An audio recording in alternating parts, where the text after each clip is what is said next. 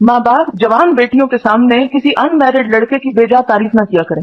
इसी तरह सब बच्चियां घर जाकर जवान भाइयों के सामने यहाँ अपनी दोस्तों की बातें ना किया करें। यही असल में यहाँ पर बताया जा रहा है। और क्योंकि मिन निसाए हिन्ना का मतलब ये है कि जो अपनी काबिल एतमाद औरतें हैं, जिनको इस्लाम के इस हुक्म का पता है कि किसी बच्ची की तारीफ जाकर किसी मर्द के सामने नहीं करनी, तो उनके सामने इंसान हर तरह की जीनत खोल ले। लेकिन जहां ये खतरा हो कि उसकी ये ज़ेबो जीनत घर जाकर डिस्क्राइब होगी, तो वहां इंसान एहतियात में ही रहे। लड़कों की बातें भी रिश्तेदार मर्दों को अपनी बेटियों के सामने नहीं करनी चाहिए। जिस तरह एक औरत को जाकर अपने शौहर को किसी दूसरे औरत के हुस्न वगैरह के बारे में और खूबसूरती के बारे में नहीं बताना चाहिए, इसी तरह माँ बाप को भी एहतियात करनी चाहिए कि वो भी ऐसी बातें ना बताएं। ये मैं एक लड़की का ही वाक़या लिखा हुआ है, सुनाती हूँ।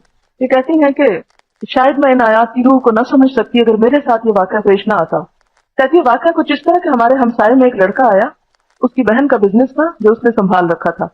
उसने हमारे साथ वाला घर दफ्तर बनाने के लिए किराए पर लिया। अब्बू से उसकी अच्छी सलाम दुआ हो गई। अब्बू अक्सर उसका अम्मी से जिक्र करते कि इसका कि बड़ा बहुत अमीर है, शरीफ लड़का है, और बहुत सी उसकी तारीफें करते। तो बहुत दिन जब मैंने उसकी तारीफें सुनी तो मेरे दिल में उस लड़के का ख्याल आने लगा। लिहाजा मैंने एक दो बार उसको अपने घर की छत से झांक कर देखा, क्योंकि साथ वाले घर में दफ्तर था। और फिर शक्ल तो मुझे उसकी पसंद ना आई और ना ही कोई ऐसी खूबी नजर आई, लेकिन बकौर घर वालों के आज के दौर में खुशकिस्मत वो है जिसके पास पैसे ज्यादा है। यानी लड़का अमीर बहुत था मगर शक्लो सूरत और बाकी कोई खूबी नजर नहीं आती थी। और ये बच्ची छत से झांक कर उसको देख रही है। चुनाचे एक दिन अब्बू के दराज से कार्ड लेकर मैंने उसको फोन कर दिया। शुरू में घबराई, नाम नहीं बताया, फिर बता दिया। उसने कहा मैं आऊंगा, तुम गेट पर खड़ी होना। मैंने उसको देखा, मुझे बहुत ही बुरा लगा। उसने जमीन आसमान के खिलाफे मिला दिए मेरी तारीफ में। जब फोन करता घटिया फहश बातें करता, सेक्स से रिलेटेड। मैं उसकी बेइज्जती कर देती।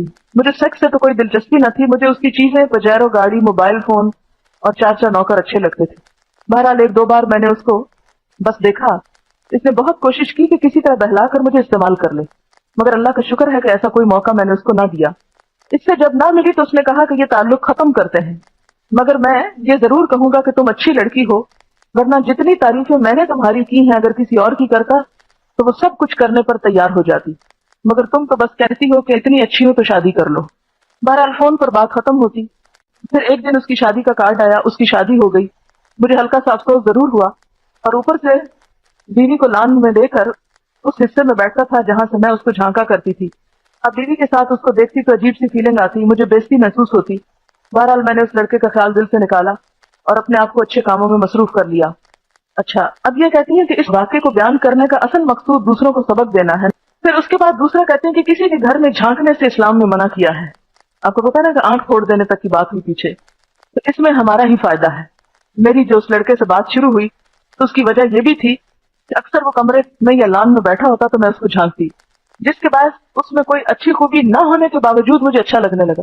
जाहिर एक मर्द है, आप देखते रहे और उसके नाजो अंदाज, तो वो आपको ऐसा ही महसूस होने लगेगा।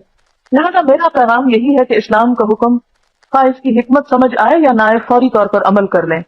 मैं भी झांकने को मामूली बात समझती रही, मगर बात कहां से कहां जा पहुंची। अल्लाह हमारा खालिक है, उसने जो भी अहकामात दिए हैं हमारी बेहतरी के लिए हैं।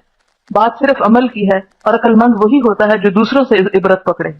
अब ये जो वाकयात भी आपको सुनाए जा रहे हैं ना, इसका मकसद भी ये नहीं है कि नऊजुबिल्लाह यहाँ कोई इन चीजों के तरीके बताए जा रहे हैं कि जिन लोगों ने ऐसा कोई तजुर्बा नहीं किया वो करना शुरू कर दें। किसी बात को जानने के बाद उस बुराई पे अमल करना जो है कहीं ज्यादा बुरा हो जाता है।